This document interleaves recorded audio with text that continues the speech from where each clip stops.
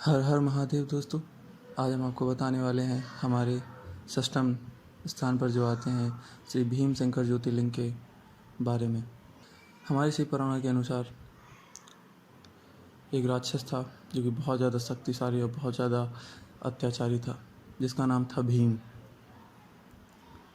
भीम के माँ करकटी थी और उसके जो पिता थे वह थे राक्षस कुंभकर्ण, जो कि रावण का भाई था।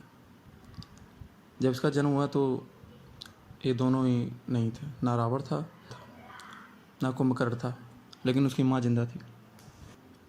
जब उसकी माँ ने उसे बताया कि भगवान श्री राम ने कुंभकर्ण का वध किया था और ऋषि अगस्त्य ने उसके नाना नानी को भस्म कर दिया था, तो उसने मन ही मन में भगवान श्री हरि को अपना दुश्मन बना लिया और उनसे बदला लेने के लिए उसने भगवान ब्रह्मा जी की तपस्या करना प्रारंभ कर दिया। लगातार 1000 वर्ष तक उसने भगवान ब्रह्मा की तपस्या की। तपस्या के बाद भगवान ब्रह्मा प्रकट हुए। उसने भगवान ब्रह्मा से यह वर मांगा कि उसे इतना बल मिले जिस बल की तुलना पूरे ब्रह्मांड में किसी से भी न की जा सके। भगवान ब्रह्मा प्रसन्न थे। उन्होंने तथास्तु वर देकर वहाँ से अंतर्ध्यान हो गए। लेकिन इसके पश्चात राक्षस भीम बहुत ज़्यादा बलवान और बहुत ज़्यादा अत्याचारी दुराचारी हो गया और इतना शक्तिशाली हो गया कि उसके आगे कोई भी नहीं टिक पा रहा था। वरदान पाने के बाद सबसे पहले वह अपनी माँ के पास गया, करकटी के पास। करकटी को बताया उसने कैसे उसने भगवान ब्रह्मा को प्रसन्न करके उसने इतना बल हासिल कर लिया है और वह देवताओं पर चढ़ाई करने जा रहा है और वह भगवान और बता रहा था भगवान के ऊपर चढ़ाई करके उनका भी अंत कर देगा। उसने मन ही मन में ठान लिया। सबसे पहले उसने स्वर्गलोक पर आक्रमण किया और सभी देवताओं को हरा दिया। जो भी उनकी मदद करने के लिए आए उनको भी उसने नहीं छोड़ा, सबको हरा दिया वहाँ से। सबसे पहले स्वर्ग पे विजय की और फिर मन ही मन में उसने यह सोचा कि अब पृथ्वी पर आक्रमण करेगा और पूरी पृथ्वी पर कब्जा कर लेगा। एक राजा हुआ करते थे जिनका नाम था सुदक्षिण। वे भगवान शिव के बहुत बड़े पुजारी थे और वे बहुत न्यायप्रिय राजा थे। तो सबसे पहले राक्षस भीम ने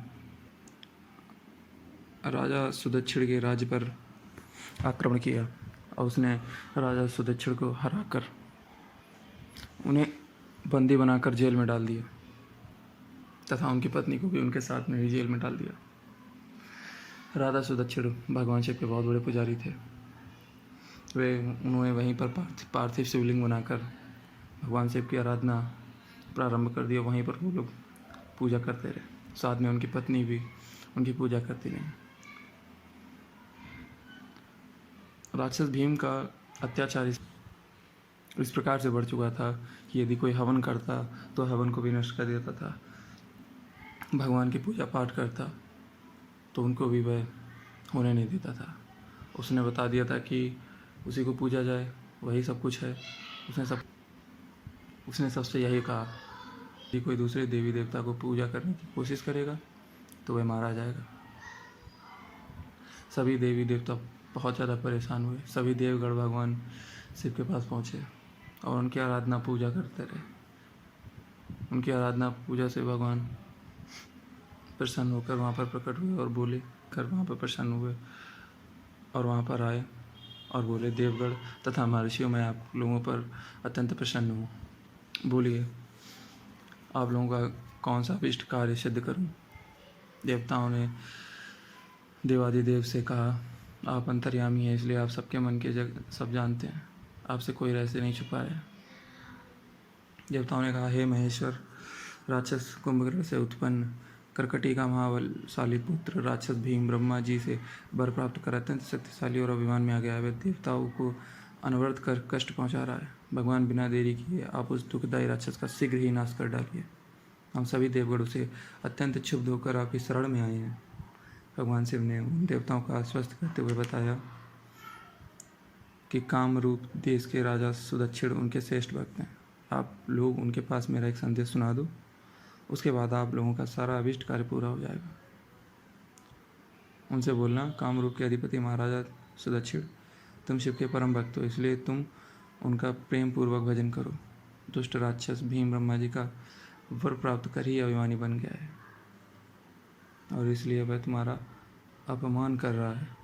अपने भक्त के कष्ट को नहीं सहन करने वाले भगवान शिव शीघ्र ही उस दुष्ट राक्षस का नाश करने वाले हैं। इस वाणी में किसी भी प्रकार का संदेह नहीं है। उसके बाद भगवान शंकर की वाणी से अत्यंत प्रसन्न उन्हें देवताओं ने महाराजा सुदक्षिण के पास पहुंचकर सारी घटना बताई। राजा को भगवान शिव का कल्याणकारी संदेश देने से देवता और ऋषियों का हित करने वाले भगवान शंकर अपने गणों के साथ उस राजा निकट जाकर गोपनीय रूप में ही ठहर गए। राजा सुदक्षिण विधिपूर्वक पार्थिव पूजन करके भगवान शिव के ध्यान में लीन हो गए। किसी व्यक्ति ने राजा आकर राक्षस से बताया कि राजा पार्थिव पूजन करके तुम्हारे लिए अनुष्ठान कर रहे हैं। समाचार पाते ही राक्षस क्रोध हो गया, बबूला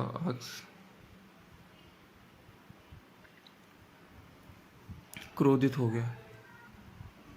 वह राजा का वध करने हेतु हाथ में नंगी तलवार लेकर चल पड़ा। ध्यान में मग्न राजा को देखकर उसका चेहरा क्रोध से तमतमा रहा था। उसने पूजन सामग्री, पार्थिव शिवलिंग, वातावरण को देखकर उसके प्रयोजन स्वरूप को समझकर मान लिया।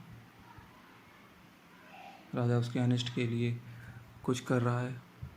उस महाक्रोधी राक्षस ने ऐसा विचार किया, इन सब पूजन सामग्रियों सहित इस नरेश को मैं शीघ्र नष्ट कर देगा। उसने यह मन में ठान लिया। उसने राजा को डांट फटकार लगाते हुए कहा कि तुम ये क्या कर रहे हो। राजा भगवान शंकर के समर्पित भक्त थे, इसलिए उन्होंने विनयतापूर्वक कहा, मैं चराचर जगत के स्वामी भगवान शिव की पूजा कर रहा हूँ। यह सुनकर मध्य में मत वाले उस राक्षस ने भगवान शिव के प्रति बहुत से दुर्वचन बोले, उनका अपमान किया तथा पार्थिव लिंग पर तलवार का प्रहार किया। उसकी तलवार लिंग को छू नहीं पाई। तभी भगवान रुद्र तत्काल प्रकट हो गए। उन्होंने कहा, देखो, मैं भीमेश्वर शिव अपने भक्त की रक्षा के लिए प्रकट हुआ हूँ, इसलिए राक्षस अब तू मेरे बल और पराक्रम को देख। इस प्रकार बोलते हुए भगवान शिव ने अपने पिनाक से उसके तलवार के टुकड़े टुकड़े कर दिए। उसके बाद उस राक्षस ने शिव जी पर अपना त्रिशूल चला दिया, किंतु उन्होंने उसके भी अनेक टुकड़े कर डाले। तदनंतर उस राक्षस ने शिव जी के साथ घोर युद्ध किया, जिससे सारा जगत क्षुब्ध हो उठा। उस स्थिति में मुनि नारद वहाँ पहुँच गए। उन्होंने भगवान शंकर से प्रार्थना की, हे महेश्वर, संसार को भ्रमित करने वाले मेरे नाथ, अब संसार को भ्रम में न डालो, आप क्षमा करो। सामान्य तिनके को काटने के लिए कुल्हाड़ी चलाने की क्या आवश्यकता है, आप तो इसका संहार शीघ्र कर डालिए। इस प्रकार जब नारद जी ने भगवान शिव की प्रार्थना की तो उन्होंने अपने एक ही हुंकार से भीम सहित समस्त राक्षसों को भस्म कर डाला। उन राक्षसों को भगवान शंकर जी के द्वारा जला दिए जाने के बाद समस्त देवताओं और ऋषियों ने राहत की सांस ली तथा लोक में शांति की स्थापना हो सकी। ऋषियों ने देवादिदेव महादेव भगवान शिव की विशेष स्तुति और प्रार्थना की। उन्होंने कहा, भूत भावन शिव, यह क्षेत्र बहुत ही निंदित माना जाता है, इसलिए लोक कल्याण की भावना से आप सदा के लिए यहीं निवास करें। प्राय ऐसा देखा गया है कि जो व्यक्ति यहाँ आता है उसे कष्ट मिलता है, किंतु आपके दर्शन करने से प्रत्येक आने वाले का कल्याण होगा। भगवान, आपका यह ज्योतिर्लिंग सरोवर था पूजनीय तथा सभी प्रकार के संकटों को टालने वाला है। आप यहाँ भीम शंकर के नाम से प्रसिद्ध होंगे और सबके मनोरथ को सिद्ध करेंगे। इस प्रकार से हमारे भगवान श्री भीम शंकर ज्योतिर्लिंग की स्थापना हुई। बोलो हर हर महादेव, जय शिव शंकर।